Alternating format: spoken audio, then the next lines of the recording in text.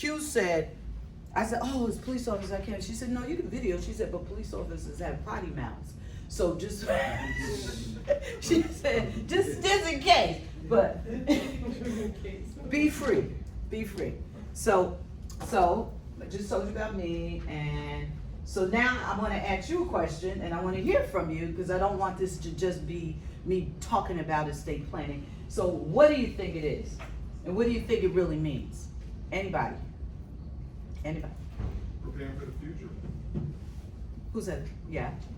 Mm-hmm. Anybody else? Just writing down what your wants are on paper and having it, you know, memorialized so that way your wishes are carried out. Mm-hmm. Keeping down fights in the family. Protecting your assets. Yeah, you all are right on point.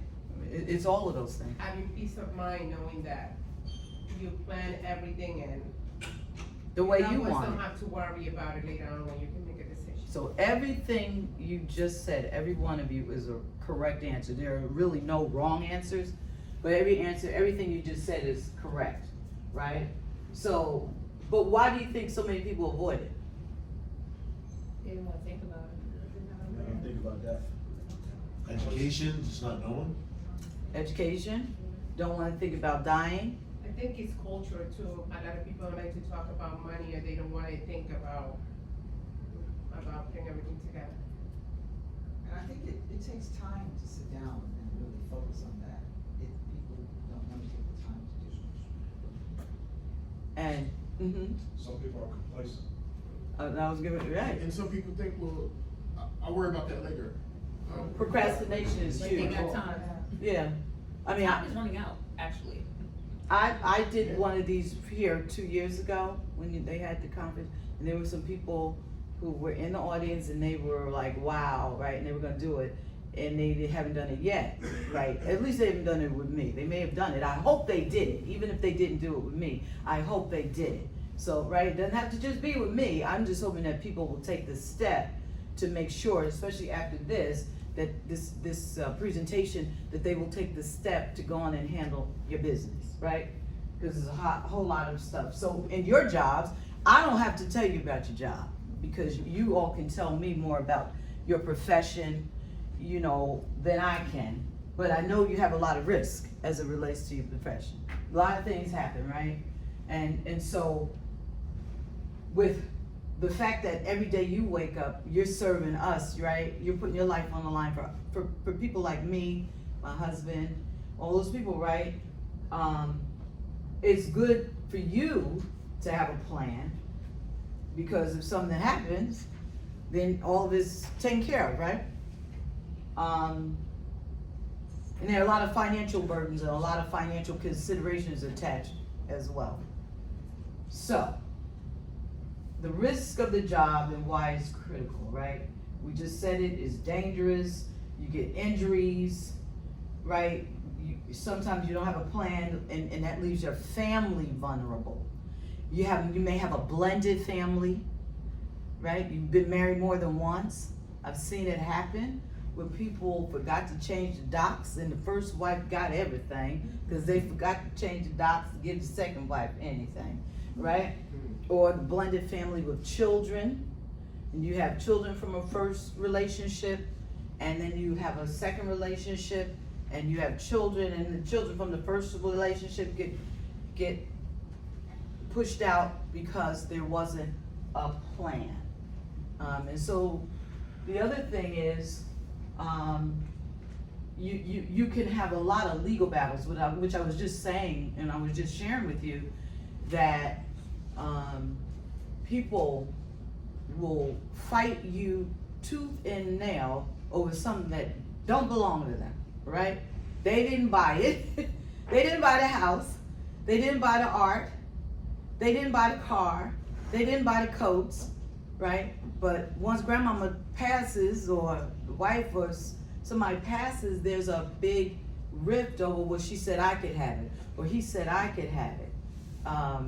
I've seen it, people haven't made it out of the morgue and families fighting over a car.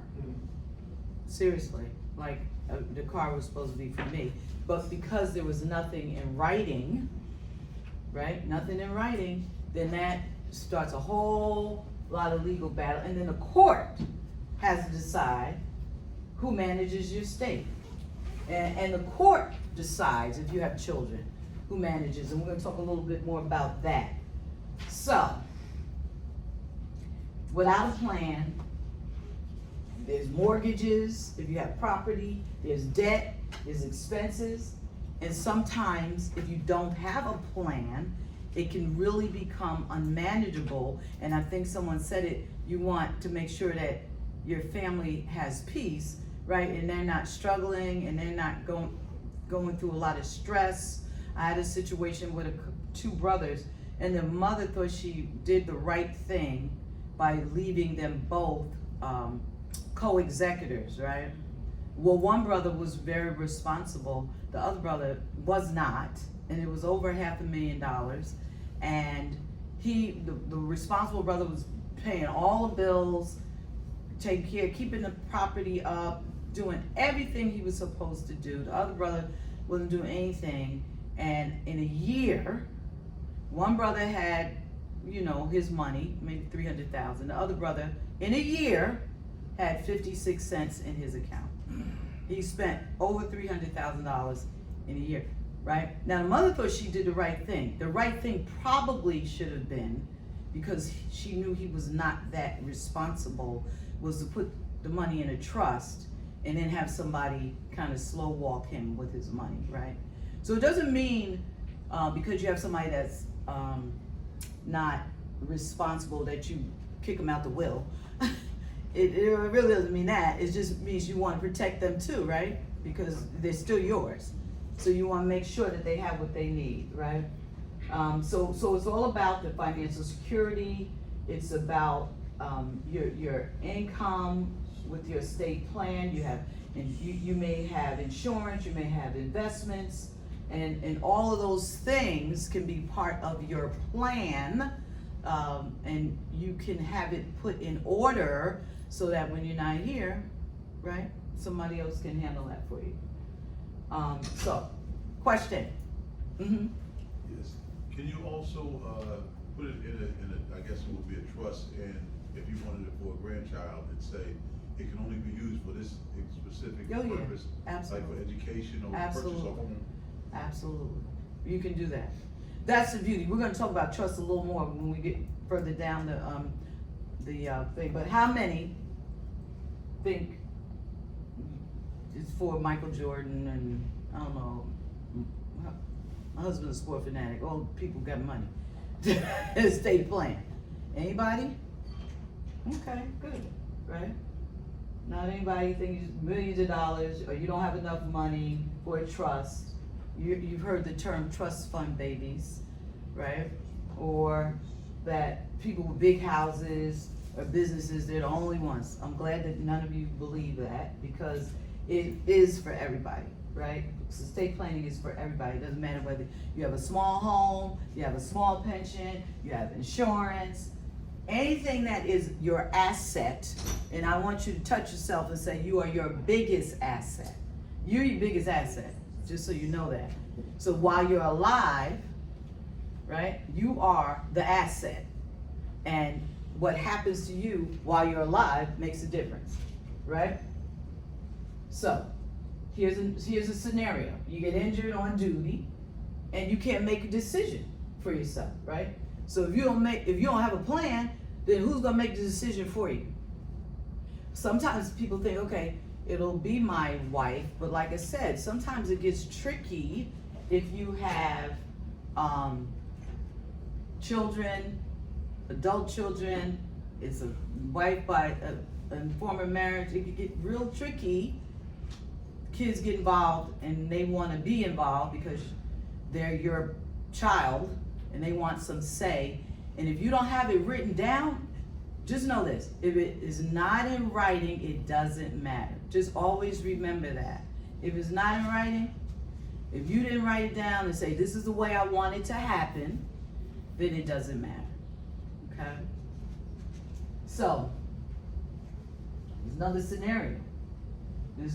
The court, if you don't have a plan, they're going to be the ones that decide who gets what, right? You may have a car, right? What is the question? Assets. What do you think assets include? Anybody? Just throw it out there. What's an asset? Anything of value, anything physical value, or actually stocks. It's Bank asset accounts. is everything. Things of value, things. Anything of value. Right. It's everything. Your sneakers are your asset. Anything of value. Because they were of value to you. Yes. You know what I mean? Whatever is of value to you is an asset, right? That you purchase, that you own. You're exactly right. So if you don't decide who gets it, there's gonna be a fight over who gets it. Grandmama, she leaves and I'm very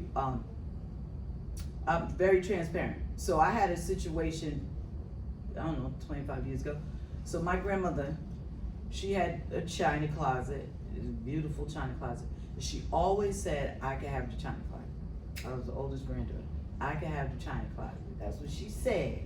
That's what Mimi said, that I could have the china closet.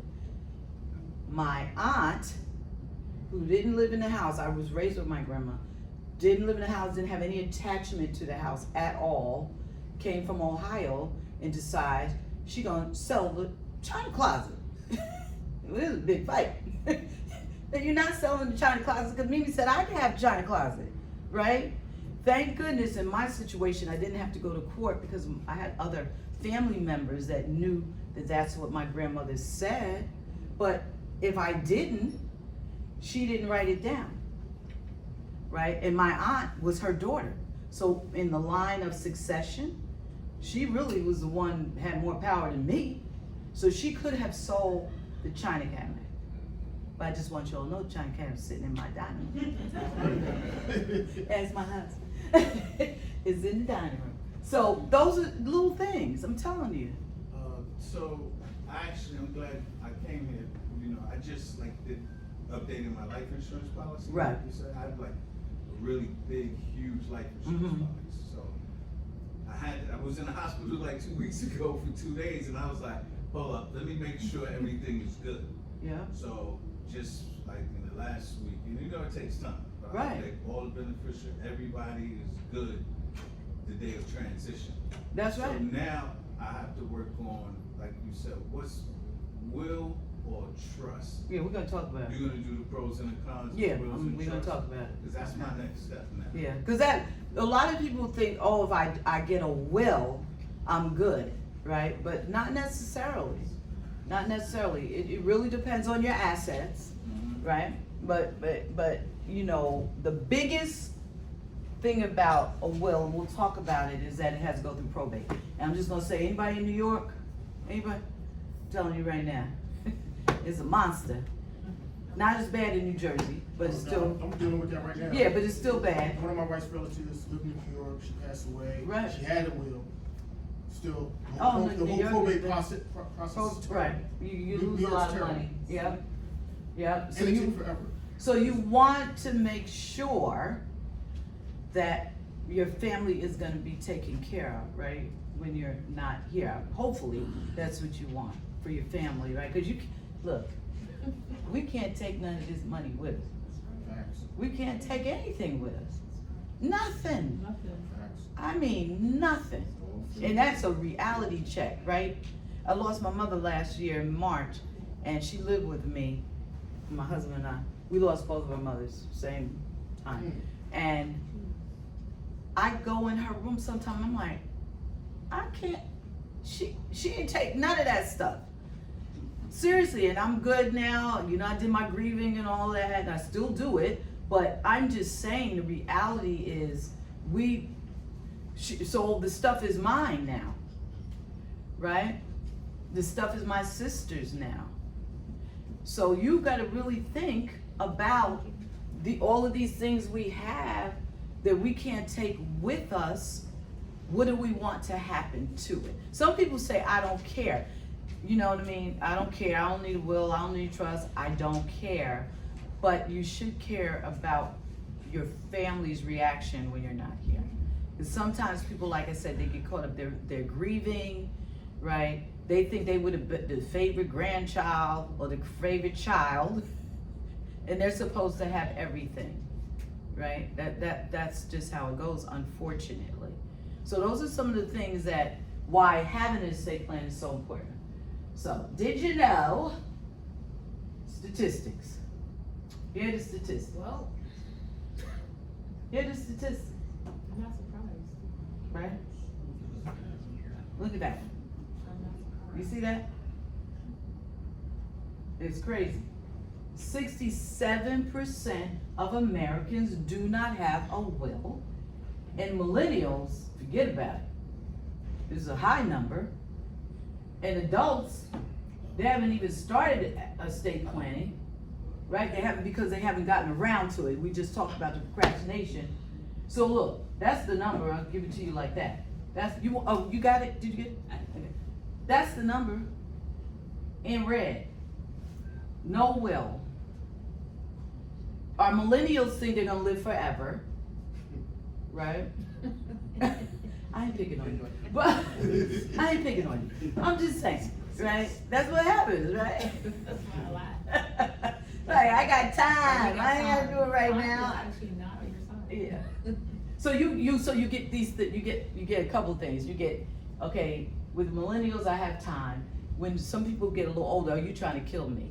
You trying to kill me? Why are we talking about a will? Why are we talking about a trust? Would you try to get all my stuff?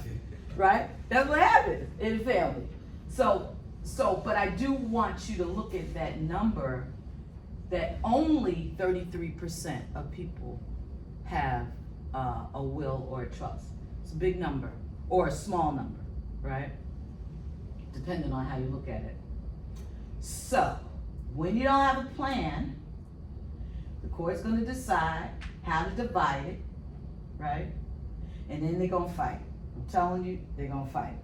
I'm telling you, they're gonna fight. Especially if it's a house involved, if there's a car involved, Anything. there will be a disagreement on, I did all the work. I have another situation now. The grandmother left the house to the granddaughter and grandson, but the grandson never did anything. She spent loads and loads of money, loads and loads. They're literally in court now because he feels that he should get exactly half when the house is sold. Wow. And she's like, I'm gonna spend about $50,000 keeping the house up. Like, you should not get half of the situation, but there was no will, right? And even though she's exactly, now she'll probably have a good case in court, but it's gonna take time. It takes a lot of time when you have to go to court and when the judge has to decide what's gonna happen. How many are property owners?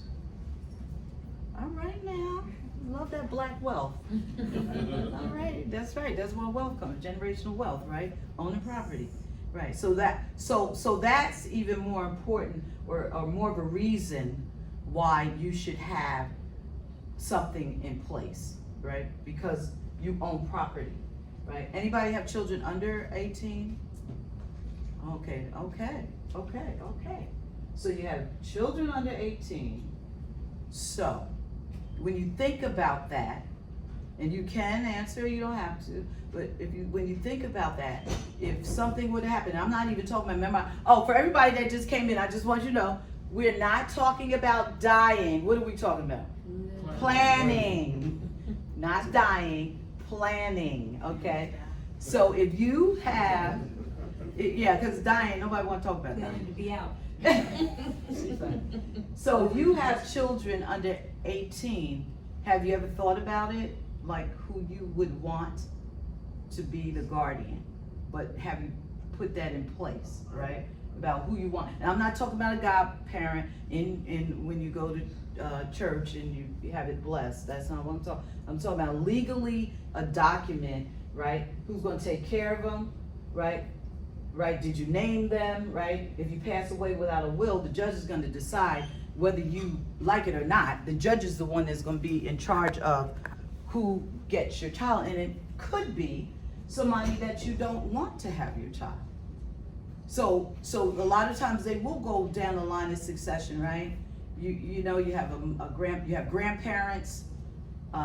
You may not want Big Mama taking care of your child. I'm just saying. It may be you want your cousin to take care of your child. But if you don't have it in writing, then there's gonna be a fight, and it costs a lot of money, it takes a long time. The children are, just, a lot of times they're caught in the middle, right?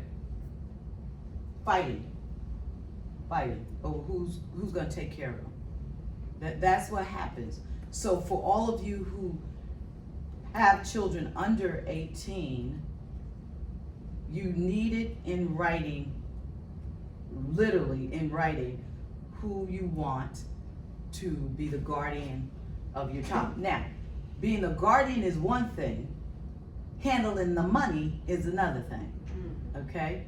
Because you may want someone to be the guardian, but you may not want them to be in control of the money that you left for your children. It's a whole two different scenarios, right? You always want to pick somebody that's financially responsible. So you have to watch how people live, how they live, right? You have to watch how they live, what they do with their own children. Is that the kind of education I want? Are those the religious values I want? All of those things make, not just because they're your best friend, not because you know you like them, not because you have a lot in common, but because they share the same values, right, that you have as a parent. So if something were to happen, you know that they're gonna do what you would do and think like you would think for your child. So that's just something for you all for you all that have children. So, next question. How many have young adults over 18? Okay. We do too. Lord have mercy. So, are they ready to handle your business? Right? Are they ready? Do you have things in place for them? Because remember, we're talking about if you become incapacitated, not just death. Can they handle the business? Can they take care of it? Do you have stuff in place that makes it easier for them to take care of what's going on with you? And we'll talk about the different documents that you might need, but if you're in a hospital, you're gonna need certain documents, right? For them to take care of. If you're unable to go to the bank, you're gonna need another kind of document for them to take care of your business. So if you have children that are over 18 that are responsible, right? I have 3 sons, and I already know which one I'm not leaving. Not because I don't love him, he's a good boy, he's doing well, but he likes money. You know what I mean? So I don't know if I could, we're like, no, we don't know if we want him to be the one to take care of the bill. Actually, our baby boy, we said he'll say no in a minute. They were always bullying him when he was younger because he's like 10 years apart. But he's the one, he'll say no in a minute. But the older ones, I don't know. So you gotta think about that, right? Which one, if you have more than one child, is the responsible one that's gonna take care of the business? If you don't have any children, I have a client, she doesn't have any children, and so it's a nephew, right, that's handling the business for all of it. She has many nieces and nephews, so that's the person, he's very responsible, and that's who's gonna handle the business, right? So that's something for you to think about. Who would that person be? It certainly can't be that person. If they're bad with spending money, right? We don't want it to be the person that's not good with handling their business, right? So, control, and you all know about control just by the very nature of your profession.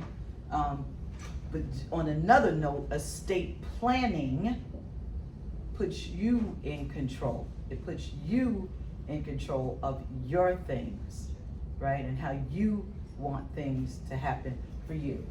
So you got options. And when we get to to the will and the trust. So you have last will and testament. How many people are familiar with last will and testament? Have you ever dealt with it with family member?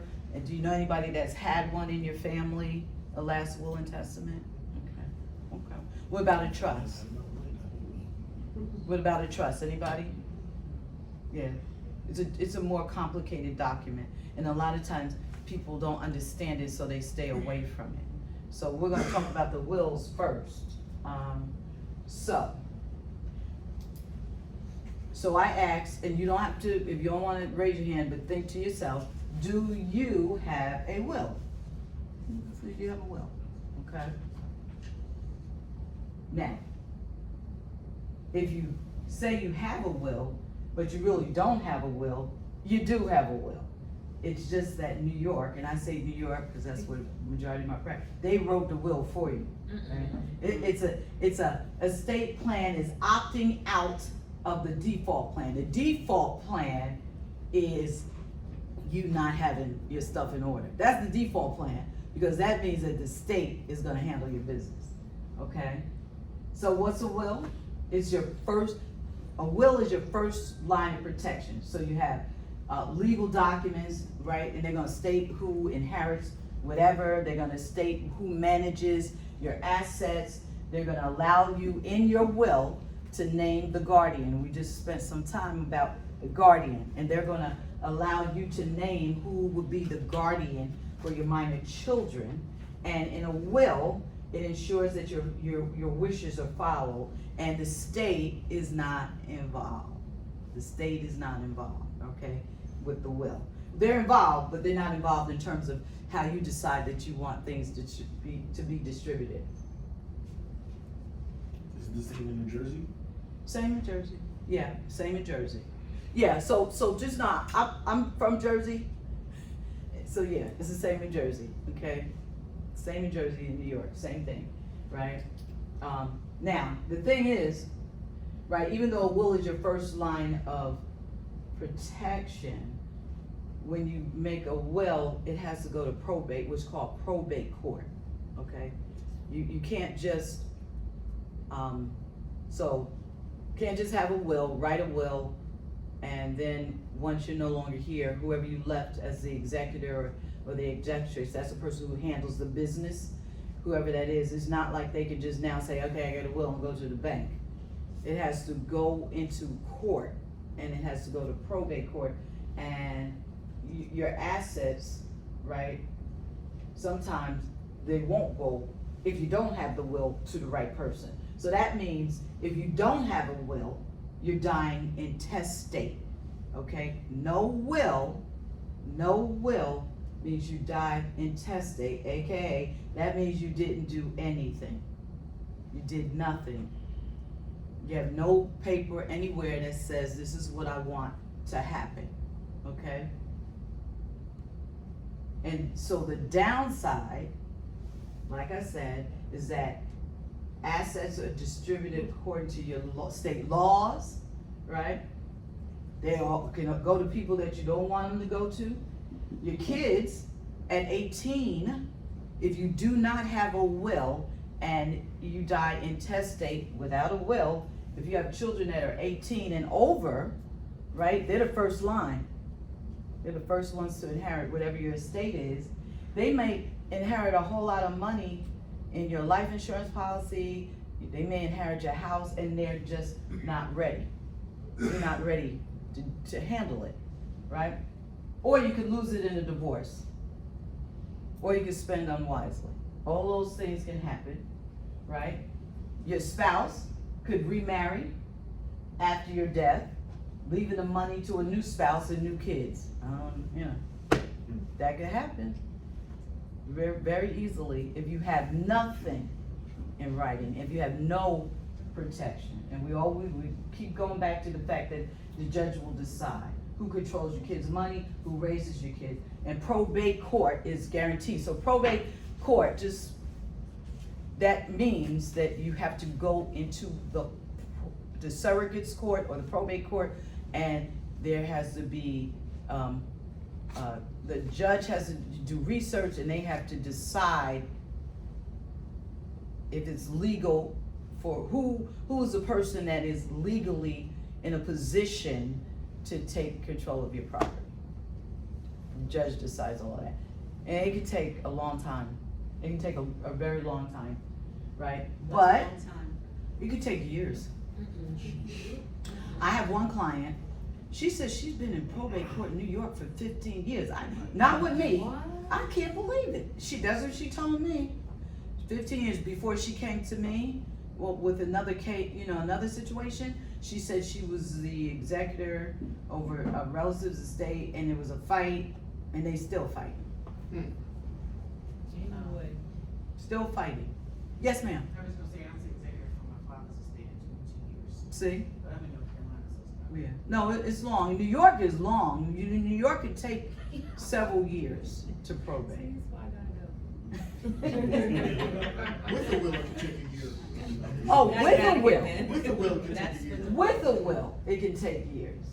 But having a will, so we talked about not having a will, and that's gonna take years. The judge is gonna decide that that's without a will. That's dying intestate. That's doing nothing, right? Without a will, that's the fights, all that. With the will, even when you have a will and you have outlined what your desires are, right? You name the beneficiaries, you have the assets that are owned, you name the executor, the person that you trust that's gonna wrap up your business. Okay, I want you all to think about it. So who do you trust? Just think about it for a minute. Who do you think? The Lord. I just love her. I just love her. She said the Lord. That's it. That's it. No, that's right. I trust him too. But a physical person somebody with flesh and blood besides Jesus when he was human. I'm just saying. Breathing body. Who do you trust to handle your business? Just, I want you all to think about it. Like, That's pretty hard, you gotta think about it. right? Just think about People it. change after That's you tough, die that's too. tough. People die. People change when they get money in their hand. Get grieving, gonna have people still. When is money Yeah, involved? but that actually won't be your business. If you trust and believe just the person you name when you transition, it's not your business. It is what it is. Ain't nothing you can do about it now. Sorry, you have to make a sound decision. So now with the will, when you make the will has to be filed at court?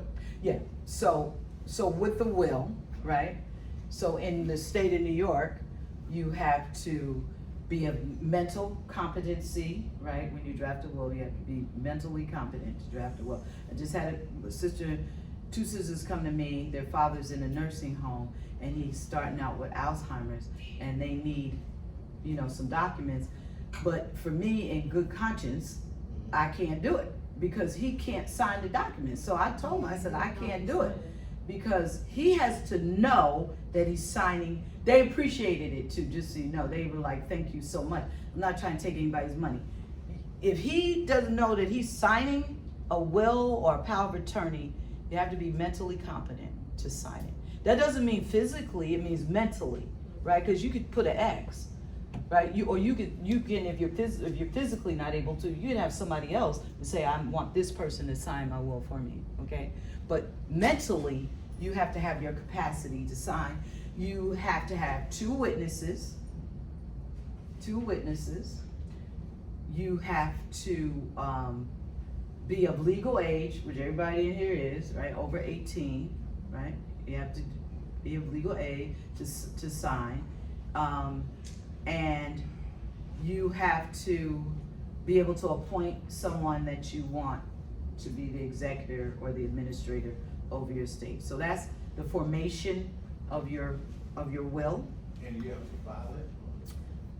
Yeah, I'm sorry. You said file it. You can keep the copies. So normally I draft the copies for the parties, have two witnesses, it's signed, right? I give the original, and we're gonna talk about where you should keep your documents, to the person, and upon your no longer being here, then, because you do wanna let people know about it, you wanna let people know that you have, that's another thing. Don't do a will or trust and then hide it under your bed. Somebody gotta know that you have a will or a trust. A lot of times people want to do these documents in secret because they may not be leaving property or anything equally to the kids, and then people get mad, start pressuring you, and so they don't want to deal with it. But you really should have a conversation once you have your documents in order. So in terms of filing it, you don't have to, they're gonna have to file You it. say you drew these up, so, because you say these are the components, mentally stable, 2 witnesses. Over 18. Over 18, Mm-hmm. and appoint an executive. Mhm. So, you can just do it yourself, or you need somebody. So, a in the lawyer state- To draw it up. So, in the state of New York and New Jersey, they have what are called holographic wills. Holographic wills. So that means that you can write your will out yourself. I wouldn't advise that, but you can, because it opens you up to a lot of litigation. But you can write your will out yourself in your own handwriting. But it's subject to be challenged. Just know that every will is subject to be challenged, okay? Mhm. Yes, so you say you get an executor, is an executor someone personal to you, or is that like the law firm that might have helped? Hopefully it's someone personal to you. You don't want the lawyer, I'm not an executor over anybody's stuff. I just do the legal documents, and you decide who you want, who you feel will take care of your business when you're no longer able to take care of your business, right? Yeah. Is a holographic will any challenge any more than a written will that's signed that you may have prepared? I think that and this is just, a holographic will most definitely be challenged. Most of the time they're challenged. It's handwriting, people with, oh, he didn't write it, oh, she made Papa write it, when Daddy wrote it when he was in the hospital, half asleep. Stuff like that happens. And then people want the other brother and sister get mad, and so I don't advise anybody writing their own will, but you can. I'm not gonna say you can't. You can. You can. And any will can be challenged, even if an attorney does it. It's just that we know pretty much how to make sure, the right information to put in there, and how to make sure that they are self-proving documents. Self-proving. Because in the state of New York, if you don't have a self-proving document, they take you through a whole lot to get proof. I had a situation in probate court where one of the witnesses was dead. They're not here anymore. And it took months. First I couldn't find them. Then I had to go through every, those on the, when people die, they have the registries in New York. I had to go through every registry to find proof that the person was dead. And that took a very long time, right? And then it had to go to court, and the court had to make the decision whether it was authenticated, whether, they were gonna accept what I provided. So it's better to have what's called self-authenticating documents, right, when you have a will, which attorneys usually will have for you. So I just said if you have a will, where there's a will, there's a probate. Okay, you going to court. You will go to court. And when you go to court, we just talked about it, it's expensive, it takes a long time.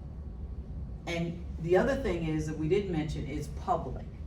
So anyone, if you wrote your will today and then you're no longer here and it was filed, I could go online and look at all your business to see who you left, how you left, what you left, who you left in charge, how much money you left, how much assets you have. It's a public document because it is filed with the court, okay? So that's the downside of going into probate court. Besides the fact that in New York is just a long time. Yeah, It's a long time. The other problem is, when we talk about probate, if you have a will, it can be very expensive, okay? It can be very expensive. Many of you raised your hand, you said you had property, right? So, on the average, 2 to 7% of the estate assets are lost in the probate process. 2 to 7%, and I'll show you what that looks like. But that can be a big number depending on what your asset is, right? So, real estate 800, which is a very low number. Most of my clients in in Brooklyn, it's like 2 million because their property, 2 million for the brownstones, 3 million, right? Savings account this person, brokerage account, life insurance to a minor. So when you have a life insurance policy that goes to a minor, right? Someone under 18, you're gonna need someone, because they're not of age to get the money. So then again, you're gonna need someone who is going to, you trust, to be over that money that's supposed to go to the minor, right? And then you have another million that goes to a minor, right? So that's 4.7. This is just an example. And then I said the low end, I said 2 to 7%, right? So I'm just saying 1% on that figure. Just 1%, if you went into probate court, could technically turn out to be $47,000 lost in probate. This is just hypothetical numbers, but, and that was just 1%. That wasn't the 7. That was just 1%, right? Potential. So either way, the government's still getting. Government getting the money. The government is getting the money. And where is that lost to? The fees, right, time, because of the process takes so long. Yeah, you gotta maintain the property, you sound, tell him. Tell Maintaining the property the whole time, keeping Hold on, you who? Like Whoever. The executive. the executive, okay. And you kicking out a bunch of money for that, kicking out lawyers' fees, and everything else, going through the whole court process and all that. All the research that has to be done, like for example, like let's say it's a cousin or an aunt that's leaving something to their nephew or their cousins or somebody, because it's not a direct line, it's the mother-daughter, it ends up that the court says, oh no, you gotta do a whole bunch of research, find all other family members, make sure nobody wants to contest the will and all that. See, he doing my presentation. He's living it. He's living the dream. That man is triggered. He's living the dream, That was testimonial right here. Oh yeah, so you go through it, and Yeah, y'all got it? And the costs add up over time. Everything just keeps adding up over time, and you end up spending. And then you have to wait until the court. The courts? The courts will finally eventually grant you your I forget what it's called now, but The papers, your letters of yeah, testimony. once it's done, the court finally approves everything, grants the executive now the power to do everything. Letters of Then you can testimony. go ahead and set up your estate account and all that and get access. And you access can't to do all any of that assets. until the court decides, and it can But take. So as the executor, you have access to any funds to cover these costs? No, You're just doing it out of pocket? no, you out of pocket.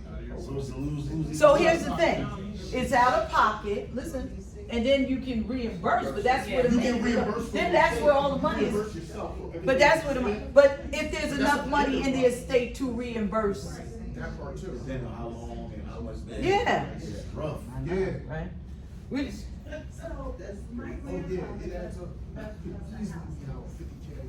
four of us, Easy. father, my brother, my mother and I, they're all deceased. We're already here. So I have the house, so it's in Philly, and I finally got somebody to buy it after renting it out for almost 15, 20 years. Get the guy to meet me there to go look at the house. They had a big orange sticker up there saying that this house is condemned because people have moved out. So before I can get the buyer there to really look at it, they tore the house down.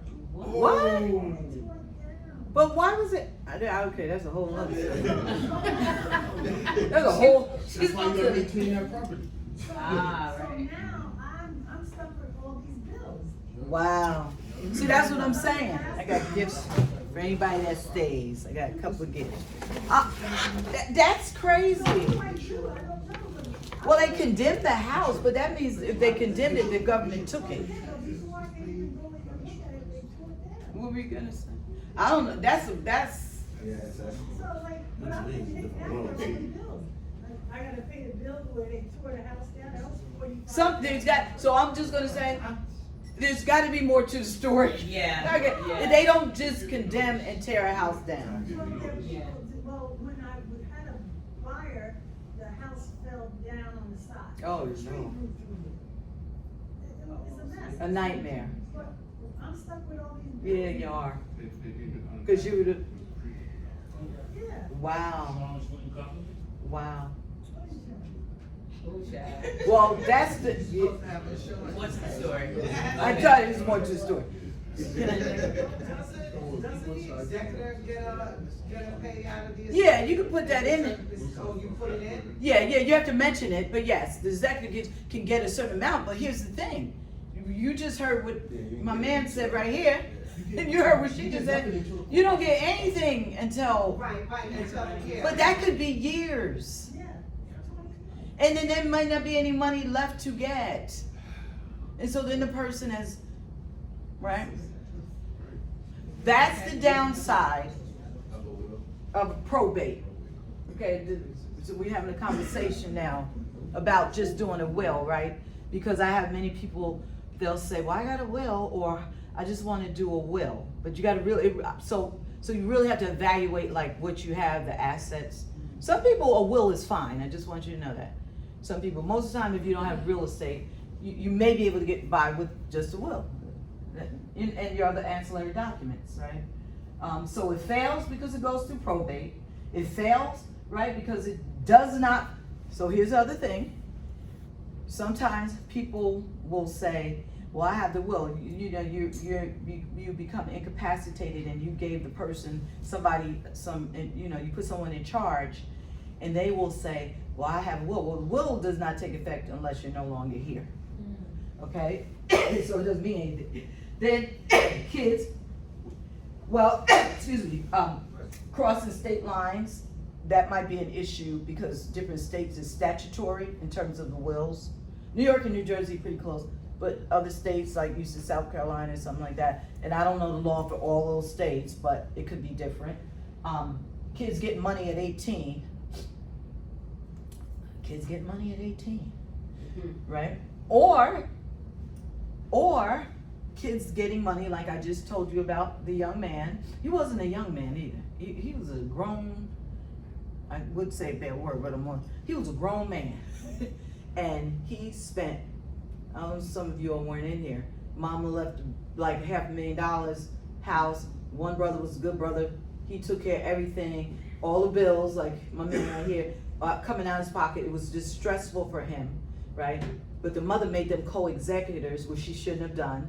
So the other brother, who was not responsible, just spending crazy. In a year, one brother had all the money. In a year, $300,000. The other brother had 96 cents in his account. He spent all the money in a year. And I know that's not what his, because I knew the family.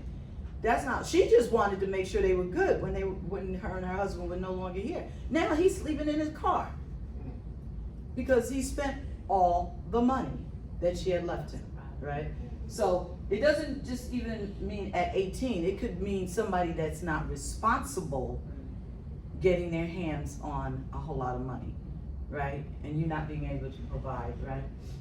And then the other thing is, wills don't really control your property. So we're gonna talk about that. You can leave your property, your real estate, to someone in a will, but it doesn't give you any controls, right? And then a will only provides protection for a very short time after death, right? We already said that it doesn't mean anything during your life, and it doesn't mean anything for the lives of your surviving spouse, children, and grandchildren. Doesn't mean anything. A better option is a revocable living trust. It sounds like Why you a say that? revocable living trust. It's a better option. Well, no, I say revocable because I want you to understand the importance of control. Remember what I said about control? And you being in control, and you wanting control, right? You get control. So what is it? It spells out all the rules. Control means rules, right? Rules. So it spells out all the rules that you want followed for your assets when you're no longer here. You are able to put rules in place. You can't do that in a will. What's the difference between revocable or irrevocable? Well, yeah, we're gonna get.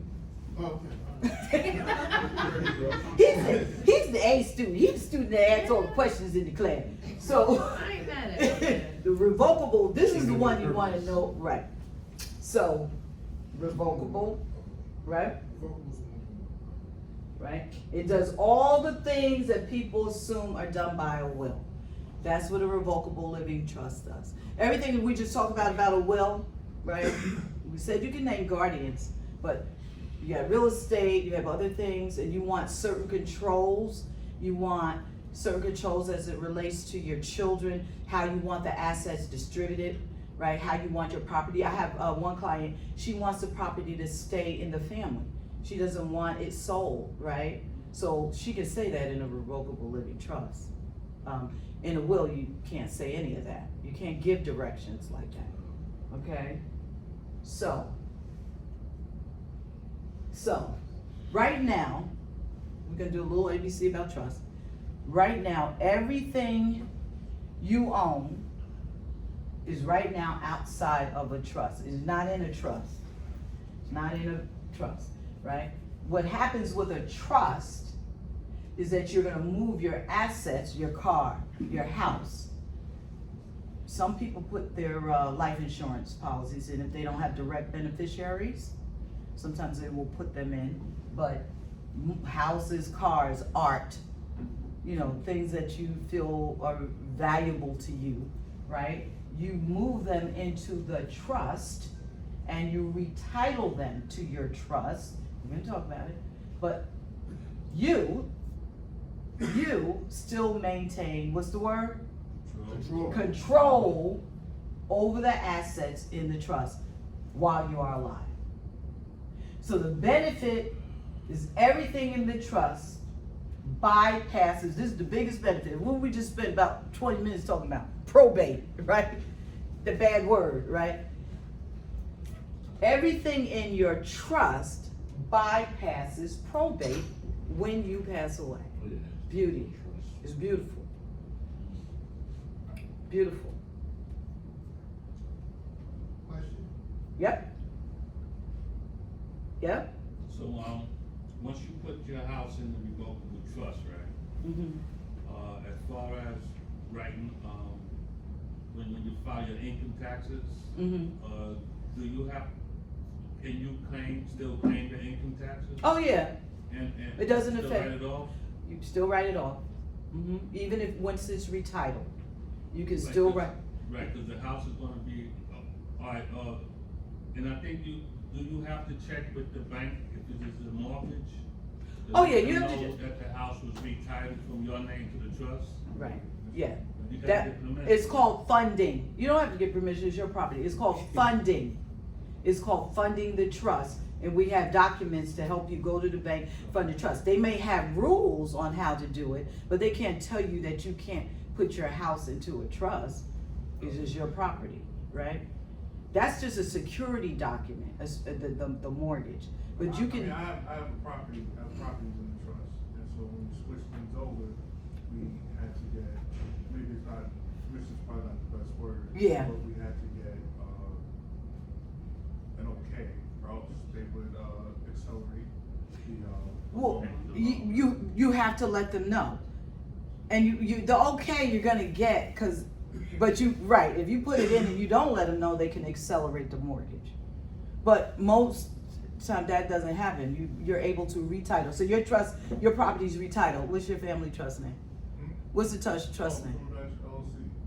Cumberbatch Trust, we have LLCs also. Right, inside. and you have LLCs in your trust as well. Right, right. And that's another thing, you can put your LLCs in your trust. He's right, you can do all of that. So that's called funding your trust, okay? But I didn't even get to that part yet. I love these smart people in here, because you take care of your business, and that's great. I learned the hard way. My father died when I was 18, Mm-hmm. and I had my eyes set on my dad. Dad had his gold chain. Well, one was gold chain. My uncle took the gold chain. Well, yeah, right. My sister spent, I guess she got divorced, or I don't know what happened. She left the money, life insurance to her. You didn't get none. We had all my brothers, I think we got 10,000 each. She was sitting on 300 and change. Wow. I asked her for money for school. Wow. She was like, yeah, I ain't got no money for you. See what I mean? There's no money. Did you all hear his story? Did you hear what he just said? It's terrible. But it happens. It happens. So once I We don't learned, have any- we don't have any more- we don't have any more folders? Oh, okay. Oh, yeah. Oh, that's my husband employee. No. He's not my husband. He's not my employee. That's my ride or die. All right, That's my ride or die. That's my ride or die. That's right. Where he comes with his wife when I do. That's your estate executive. That's right. He said you going first. Yeah, he has said that. That's the trustee. Yeah, he handles the business. So, as when you have a trust, right? If you have your trust, and you know this, if it's a revocable living trust, you have control over all three roles. You are the grantor, you're the person that's putting it in the trust, right? You're contributing the assets. You contributed the houses into the trust, so you granted that. You're the settler, is another name, right? You put them into the trust, right? Whatever the assets were. You manage the trust, you're still alive. So you can do what you want with the trust. You are the trustee. And it's your stuff. You're still alive, so you are the person who's entitled to the assets while you're living. Right? Yeah. Total control. Sometimes people hear the word trust and they think they're giving something away. Now, with an irrevocable trust, I think someone asks that with an irrevocable, listen to the word irrevocable. You can't change it. It's done, right? So you really want to move with a revocable trust so that you maintain control over your asset while you are alive. And then in the trust, I'm sure you appointed a successor trustee, and maybe even two, because it's always good to have more than one, because you don't know what's going to happen to others. The successor might predecease you, so you want to make sure you look at your documents and update them annually, because things change. Mm-hmm. And umbrella policy, do you have to get a different type of umbrella policy for a trust? When you say umbrella, Umbrella policy, yes, sure. are you talking about life insurance? I'm I not. think you might be talking about property insurance. Oh. Managing a property, like, versus. Everything has to be retitled. It's called retitling. So you have to retitle things. It's not a difficult proposition, but because now, so if you, and I'll show you a picture next. I like pictures. So right now we're in the whole control thing. What's your name? My name? Atik. Atik. So he's in the middle. The gift of control. He occupies all three positions in his trust. He's the grantor, he's the beneficiary, he's the trustee. The same would be for you, right? Especially homeowners I'm talking to in particular. If you were to move your property into a trust, you still would occupy all three of these positions, okay? And you can, because, what's the word? Because you are in what? Control. You can revoke the trust, you can change the trust, you can amend the trust, because you're alive and you are in control. Now, once you're no longer here, then like I said, it moves to what's called a successor trustee, right? Someone that you named in the document that will now take over and are responsible for not changing it, because once you pass, when you have a revocable living trust, once you pass, it becomes irrevocable. Because you don't want what you put in it now, and you're no longer here to change what you want to happen. So it becomes irrevocable. So the successor trustee, the person now is like an executor, he's like an executor, right? They can't change anything, they can just manage the trust for you. They can manage what you say you want done. I want my son to get to go to college and graduate, and once he graduates, then I'm gonna give him some money, but he's gotta graduate. I want, I have another situation, let me give you this one. So I have a young lady, her mom was on top of it with the business.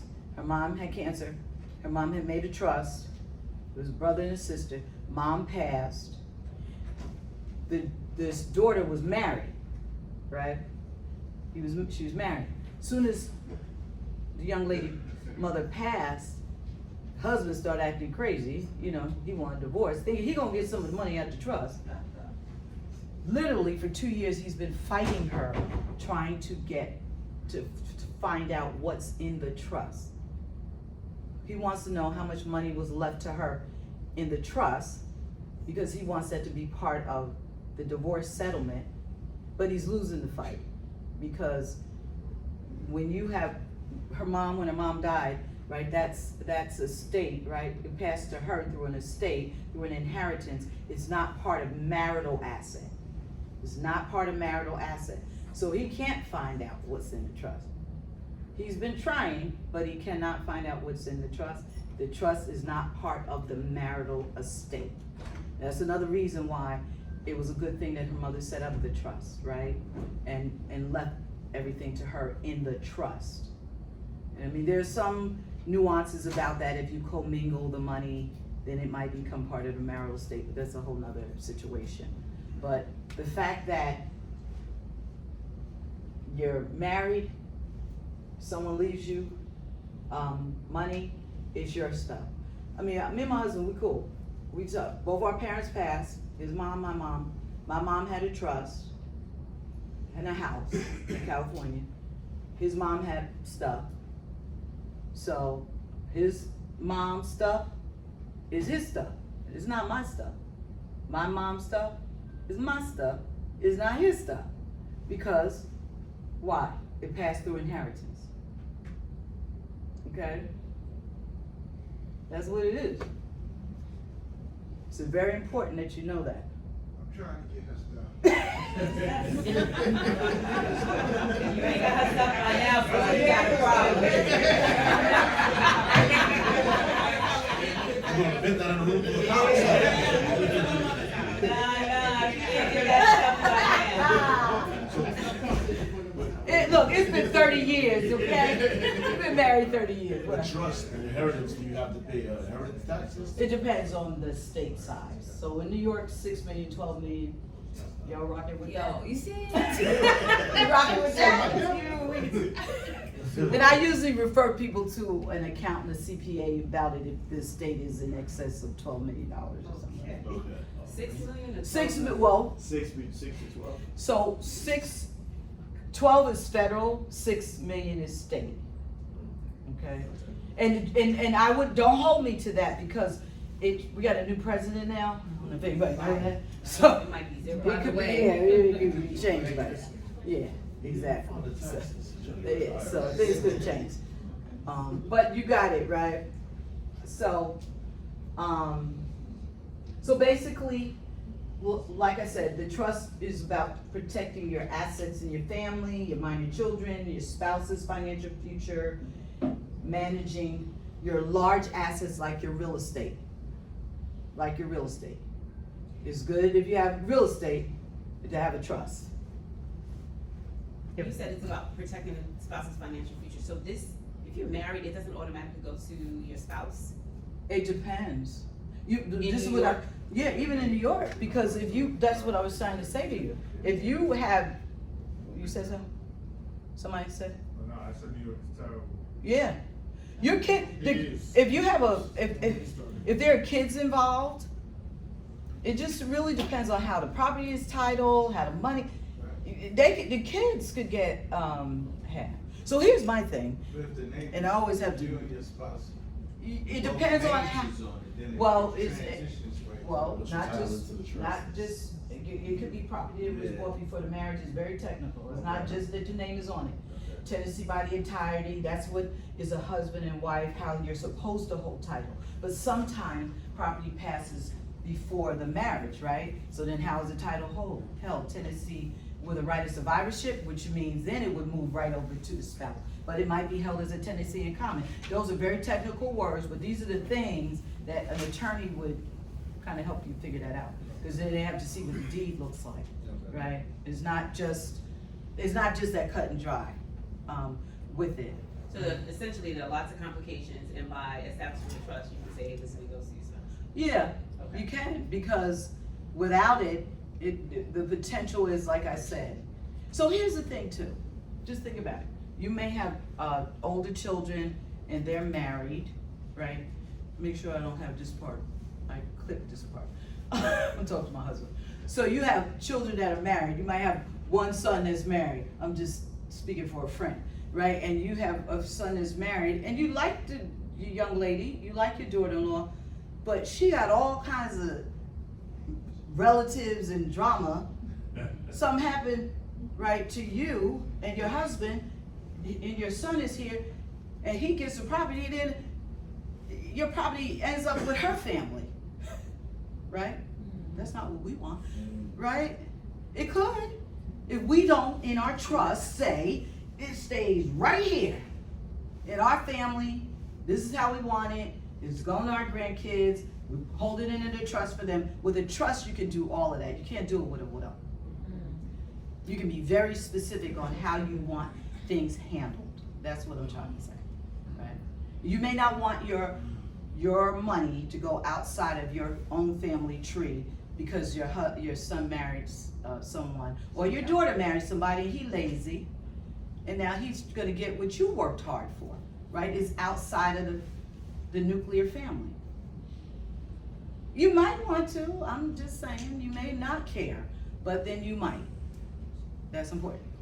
Maybe it's different in North Carolina, but in my father's will, he specifically stated I could not sell any of the property until I sold it to my sister, offered it to him first. Yeah, it might be different in North Carolina. But you can put those terms into a trust. Yeah, you can put those terms into, yes ma'am. I just, so my grandmother had passed away, didn't have any of this stuff in place, the house is still there, nobody knows what to do. Really? Yeah. Where is it? In Queens. What do you mean nobody, I okay. don't know what, like, so is this the services you function, or is this? Yeah, well, something this is else what that I'm goes just to- gonna say to you. Yeah. So you said she didn't have a will. Did she have children? Yeah, Are they alive? yeah, So the first step is surrogate court. just call her, okay, alright. Yeah, that's the first step. It's gonna take a minute, but that's what happened. That's what I mean. Without a will, it takes a minute, right? Yes, ma'am. So for someone that so I'm divorced and someone told me I had my daughter as a beneficiary, I had my mom as a guardian, and someone suggested to me to take my daughter off of all of my life insurance policies because she's a minor and that her father can petition the court. Oh, for the absolutely. money. Oh, absolutely. So I took my daughter Yeah. off and I put my sister down as my beneficiary for everything. Is it possible for me to open a trust and put the trust as the beneficiary? That's right. That's right. So this is what I want to say. Thank you for that. That's important. Because I don't want to take care of her father. I want to take care of her. Exactly. I ain't mad at you, girl. That's what I want to say. That's the important piece. Sometimes you'll say, okay, I have a beneficiary, I have a person I trust, right? I have one woman, oh my God, she has so much. And she has one nephew that she's leaving major policy to. And she said she trusts that he's gonna give, or she wants to give like 10 people stuff out of the big policy. I'm like, but he's the beneficiary. He could go to Cancun when he could go to Cuba. He doesn't have to give anything out of that policy because he is the sole beneficiary. So how are you gonna protect that? Just what what's your name? I'm sorry. Mary. Mary, just what she just said. You can put the policy as part of your trust, right? And then the policy is part of the trust, as opposed to having a beneficiary and you leaving them $1 million, and you're hoping. And you're right, we're not gonna be here, but it's not about us not being here. It's about us wanting to make sure that our families are still secure. Because it's the other thing. It's really about generational wealth. It's about us making sure, want to make sure our family line and unity is in place. All of those things are, I will hope, are important. I have people that are not speaking. I have 2 brothers now, restraining orders, not speaking, not speaking. And their parents are gone, and they're the only 2 siblings, and they're not speaking. And I know their parents didn't want that, right? So do you know what I mean? That's really a lot about what this is about as well. Now there might be some folk in your family that you, right? You don't care whether they know or not. That's a possibility too.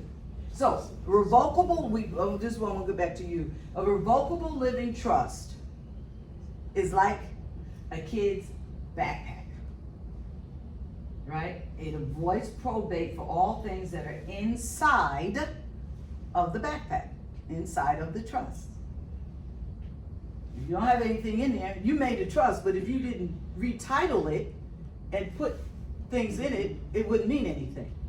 Like I can do the paperwork, but if it's not retitled and the trust is not funded with everything, then it doesn't mean anything. Can you talk about, I have a question. Can you talk about the ownership portion? So like, part of the reason why we did the trust the way we're doing it is that way, for example, when mortgages get paid off, our names come off of it, so now the trust, trust owns the LLC won't have our name. So now, God forbid, we get older, which everybody gets older, when you start needing services, what happens is that they look at your assets. Right. Now, when the trust owns the assets, you don't own the assets. Right. So that's why we started this. That's why we started this process, because we dealt with it with our grandparents. Mm-hmm. Yep. Go on. And I went. Basically, I was down in Virginia at one point, maybe once a week, once every 2 weeks, because my grandmother started to need care, and my grandmother didn't have a lot of money, but even that, not a lot of money, was too much. That's right. For her to be taken care of. That's right. So we, So you have to suspend down in there called Medicaid trust. Right. So and that that's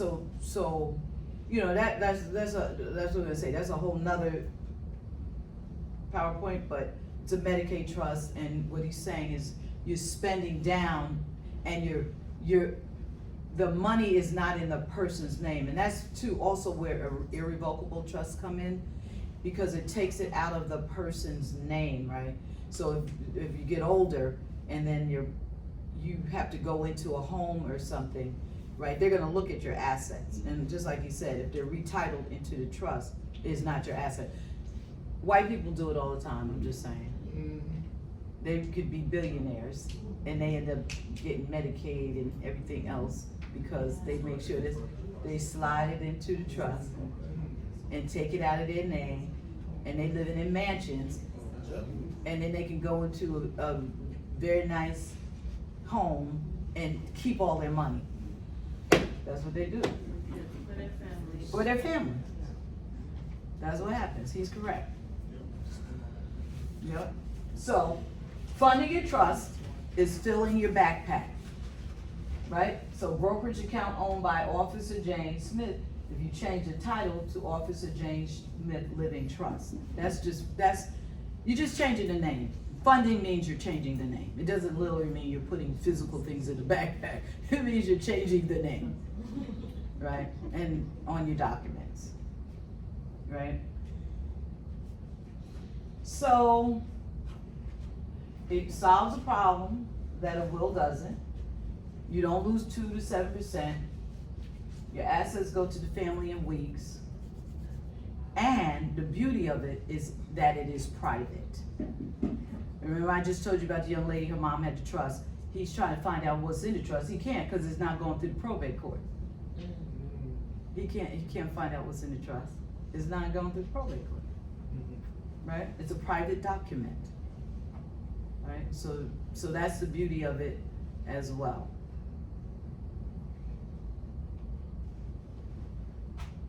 Now, I just want to briefly hit on the power of attorney. These are your living documents. Remember I told you the trust and the will are lost documents.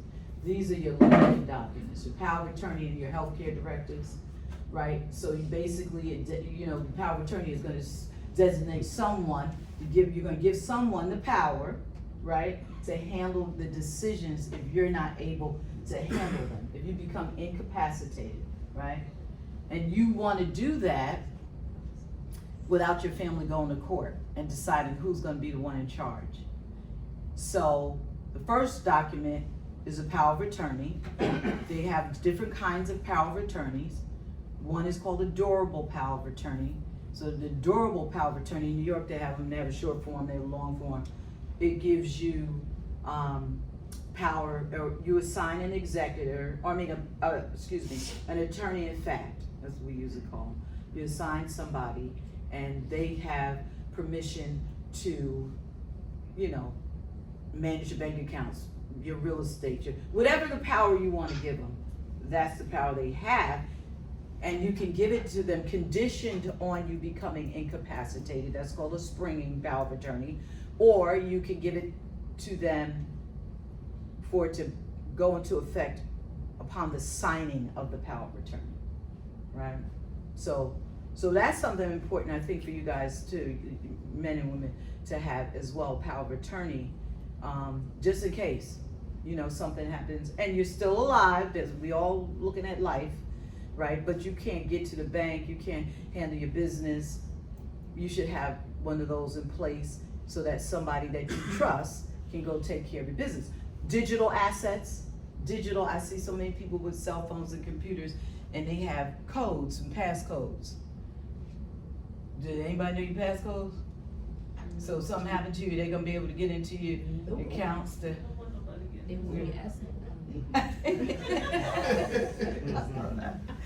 But you know what I mean? I'm saying that's a real thing. That's a real thing because not now, but if something were to happen, that you may need them to get into your account. Right? Yes, ma'am. I know, Bitcoin and Coinbase is even it's not really regulated. That too. Can that go into a trust or? Yeah, there's some, I gotta do a little more on that, but yeah, there's some information about the Bitcoins and all of that. I honestly have to do more because I haven't come across that yet. But I do know they're not heavily regulated, but they are assets. Yes, ma'am. Just for clarity, when you give someone power of attorney, over say like your accounts and things like that, they pretty much, whether you agree with them or not, have power to your accounts. Well, Is there some at some point, can it be stopped? Oh, Or you yeah. should give it to them? Absolutely, you can stop it anytime you want, but you also, what I said is, you can make a power of attorney in different ways.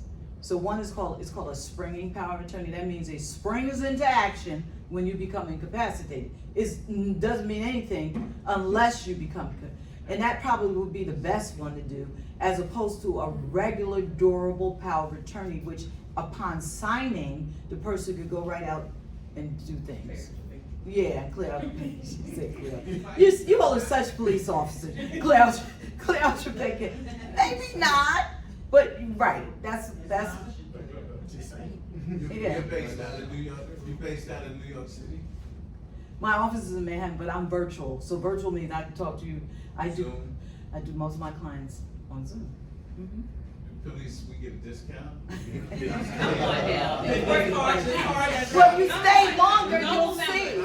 Just noble members. Yeah, just wait a minute. Hold We're almost on, done. noble members. We're almost done. Healthcare directive and a living will, same thing. You want somebody that you trust, that can make medical decisions for you, outline your end of life. You may want to be resuscitated, right? Or you may not want to be resuscitated. That should be your decision, not somebody else who may have $1 million waiting in the bank if you are not resuscitated, right? So you want that to make that decision, right? So you need a healthcare directive, talk to doctors, and a living will, which they always ask you when you go to the hospital, do you have a living will? And that basically means if it's end of life, how do you want it to end? Do you want to be on life support? You don't want to be on life support. Do you want to be resuscitated? No, I don't want to be. Do you want to have a feeding tube? No, I don't want to feed. Those kind of things, right? Which are hard decisions for your family to make when they are thin. Documents, right? Oh, beneficiaries and designations and life insurance policies, right? Here's some mistakes people make. They don't update them. But somebody who came and told me they just updated all the documents. Right, good move. Sometimes we forget to do it.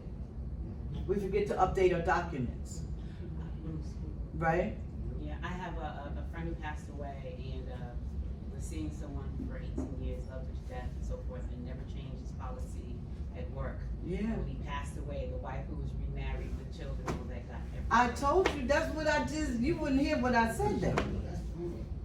That's what I mean. Those things really happen. And especially with you guys, because you got good benefits, good bennies, you know what I mean, retirement. If you don't update those documents, they can go to they can end up in the wrong hands, basically. So just make sure they're up to date. Make sure they align with your plan. Review your life insurance policies and update your beneficiaries. Right? So you may have a child that's a minor now, but then next year they're an adult, you may want to update that. Just keep looking, right? Then you have your pensions, who's going to receive them, the tax applications, which like I said, I always refer to CPAs. And then you want your kids, everybody to be all right. So as police officers, this stuff is all important for you. Sometimes it's even more important for you guys than some other individuals, right?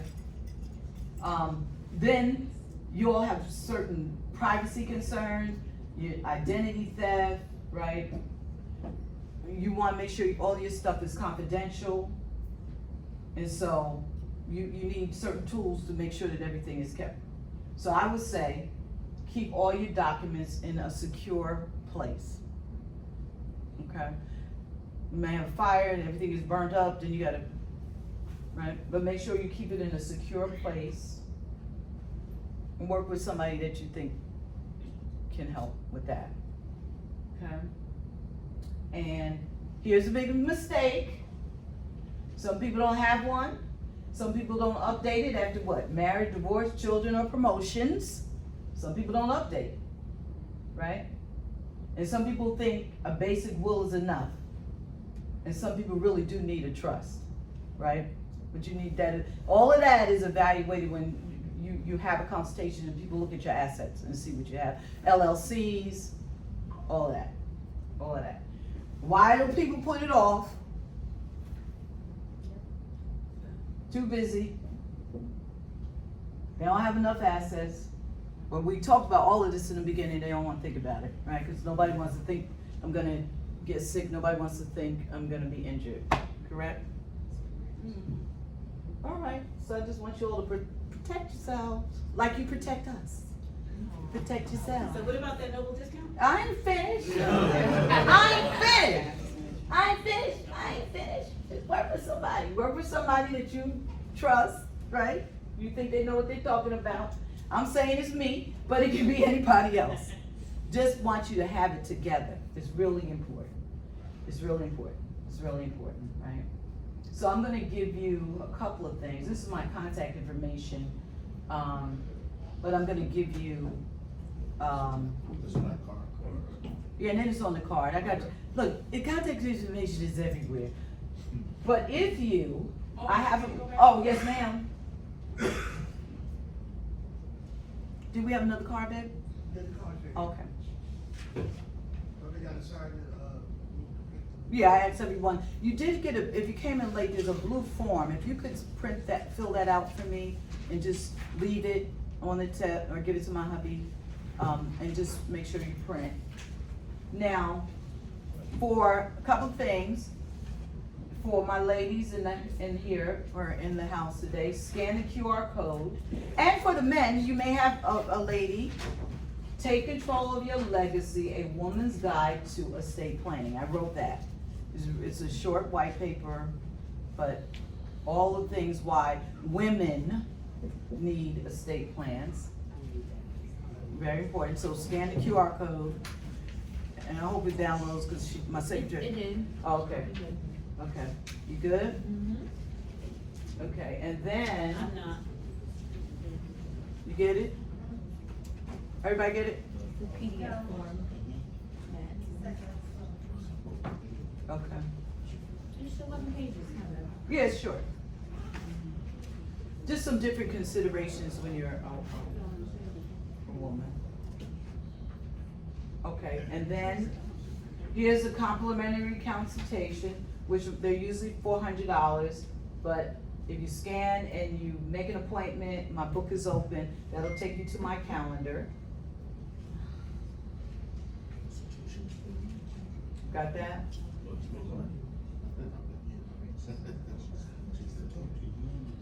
And all of your sessions are virtual? I do all of my sessions virtual. So it works out well because people love being in their own home and me talking to them about their business. And, you know, you don't have to come into New York, find a parking space, yeah, all of that.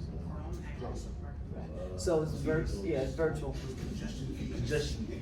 Oh yeah, my girl, she just said the congestion fees, Well, They just be making stuff up. that's a trigger too. The congestion fees are a trigger too.